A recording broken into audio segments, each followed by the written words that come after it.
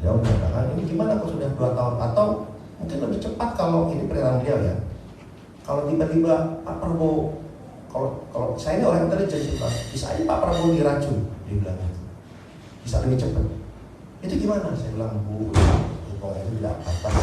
Ya udahlah, Ibu jangan kita sih tidak ada pikiran seperti itulah, janganlah. Ketua TKN Prabowo Gibran Rosan Ruslani menegaskan pernyataan dari pendukung Ganjar Mahfud Koni Rahkundini Bakri perihal rencana Gibran bakal gantikan Prabowo sebagai Presiden Republik Indonesia setelah 2 tahun menjabat adalah berita bohong alias hoaks.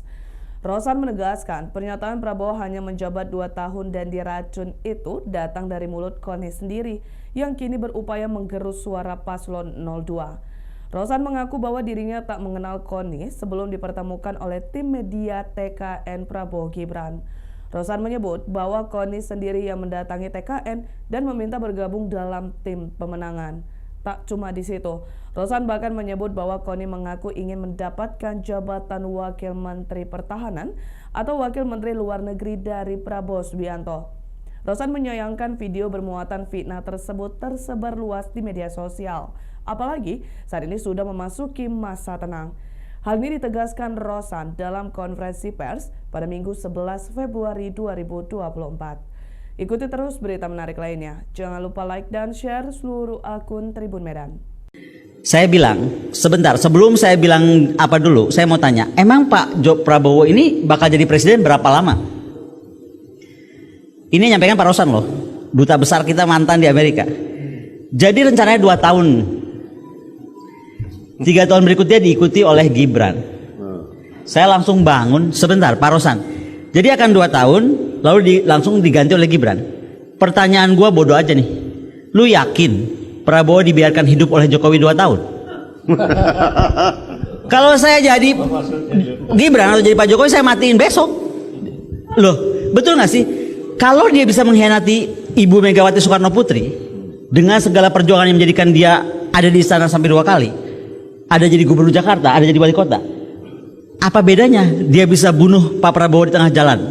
Makanya statement saya kan jadi kuat bahwa Pak Prabowo itu digunakan, bahwa Gibran itu memberatkan. Itu kan bahasa-bahasa saya, dan saya of course saya bilang sama Pak Rosan, saya nggak mungkin. Dan pertama-tama tentunya saya sangat terkejut dan juga sedih juga gitu ya, karena ini datang dari Ibu Boni yang seorang akademisi dan intelektual yang mestinya tidak memberitakan berita-berita yang tidak benar, berita-berita kebohongan seperti itu. Kalau boleh saya cerita sedikit biar semuanya pada jelas ya, bahwa saya sebelumnya tidak pernah mengenal Bu Koni sebelumnya ya. Saya tidak pernah mengenal Bu Koni, kemudian saya dikontak oleh Ketua Tim Media Pak Prabowo bahwa Bu Koni ingin bertemu dengan saya. Caranya untuk apa? Untuk 2 hal. 1, ingin bergabung dengan tim Pak Prabowo dan Mas Gibran, dan juga ada aspirasi pribadi beliau. Saya bilang ya kalau ada orang mau bergabung tentunya saya selalu berdoa ya kan. Dan kemudian beliau didampingi oleh ada 1 orang lagi saya lupa, kemudian oleh Ketua Tim Media Mas Angga datang ke kantor saya. Itu bulan November akhir ya, bulan November akhir datang ke kantor. Kemudian beliau bilang apa yang disampaikan beliau ini, bahwa beliau memang ingin bergabung pada tim TKN, ingin bergabung ya, tentunya saya menyambut baik. Tapi beliau juga menyampaikan bahwa beliau ini bingung juga karena selama ini sudah menjelek-jelekan Mas Gibran terutama ya, Pak Jokowi, tapi terutama Mas Gibran, dan banyak yang diucapkan oleh beliau yang mungkin saya tidak sampaikan di sini karena agak kasar ya mengucapkan mengenai Mas Gibran ya. Dan kemudian ini kemudian beliau, saya bilang ya kalau mau bergabung ya Ibu deklarasi saja, kemudian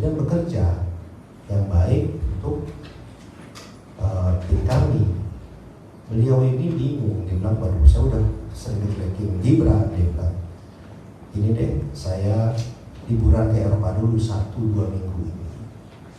Liburan 1-2 minggu ini, kemudian saya akan kembali dan saya akan deklarasi, akan join, gabung lah. Dia bilang, tapi saya mesti mikirin alasannya nih, exitnya, beliau bilang gitu, exitnya alasannya. Karena selama ini saya kan udah jelek-jelekin, biar kelihatan bagus alasan saya. Ya pikirkan saja, silakan, saya bilang gitu. Dia bilang oke, dan beliau Ibu Koni juga mau ketemu Mas Gibran. Saya bilang, ya kalau Ibu sudah menyatakan dukungan, ya oke, nanti saya atur dengan Mas Gibran. Dan saya sempat sampaikan juga itu Mas Gibran.